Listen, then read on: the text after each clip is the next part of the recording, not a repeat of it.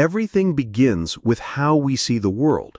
When we encounter an obstacle, a difficult boss, a financial loss, a sudden illness, we don't react to the event itself. We react to our perception, our judgment of the event.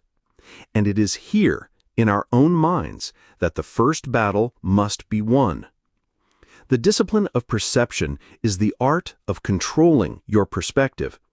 It is about learning to see things for what they are, without the added layers of negative emotion, panic, or despair. It is the ability to remain calm and objective in the face of chaos. The foundation, the dichotomy of control. The cornerstone of this discipline comes directly from the Stoic teacher Epictetus. He taught that the most important task in life is to distinguish between what is in our control and what is not. What is in our control? Our thoughts, our judgments, our choices, our responses, our inner world. What is not in our control? Everything else. The weather, the economy, what other people say or do, illness, death, the outer world.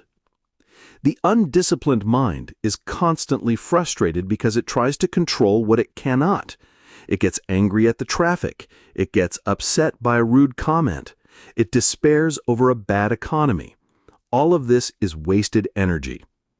The disciplined mind, the Stoic mind, focuses all of its energy on the one thing it can control, its own perception. When faced with an obstacle, the first step is to calmly break it down into its component parts and ask, which parts of the situation can I control, and which parts can I not? You cannot control the fact that your flight was canceled, but you can control how you choose to respond to it. Will you get angry and yell at the gate agent, or will you calmly begin to look for alternative solutions? This simple act of separating the external event from your internal response is the first step toward power. The skill, managing your emotions. Our emotions are powerful.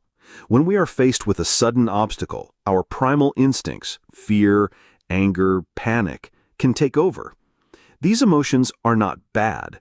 They are just signals, but they are terrible decision makers. A key part of perception is learning to not be ruled by these initial destructive emotions. Holliday tells the story of John D. Rockefeller during the Great Financial Panic of 1857. He had invested all his savings, a huge sum at the time, into a new venture. The panic hit and the entire economy began to collapse. All around him, experienced businessmen were panicking. They were ruined. Rockefeller was just a young man. He could have been terrified. He could have lost his nerve. But he did not. He spent this period of chaos in a state of calm observation. He learned from the mistakes of others. He saw the panic for what it was, an overreaction. He held his ground. He survived the crash, and in the years that followed, he built one of the greatest fortunes in history. He later referred to this period as a crucial part of his apprenticeship in business. He was able to do this because he did not let his fear control his perception. He saw the situation objectively. How do we practice this? When you feel a strong negative emotion rising, you must pause. Recognize the feeling. There is anger. There is fear. But do not act on it immediately. Give your rational mind a chance to catch up. Ask yourself, is this emotion helping me solve the problem, or is it just making things worse? By creating this small space of awareness, you can prevent your emotions from hijacking your perception. The goal, finding the opportunity within the obstacle. This is not just about staying calm. It is about taking a proactive, offensive mindset. It is the ability to look at a negative situation and ask, how can I use this to my advantage? Every obstacle presents a chance to practice a virtue. A difficult person is an opportunity to practice patience. An unfair criticism is an opportunity to practice forgiveness. A failure is an opportunity to practice resilience and to learn a valuable lesson. A frightening situation is an opportunity to practice courage. The obstacle is a whetstone. It is an opportunity to sharpen your character. As Holiday writes, "The obstacle is a gift. The obstacle is a benefit."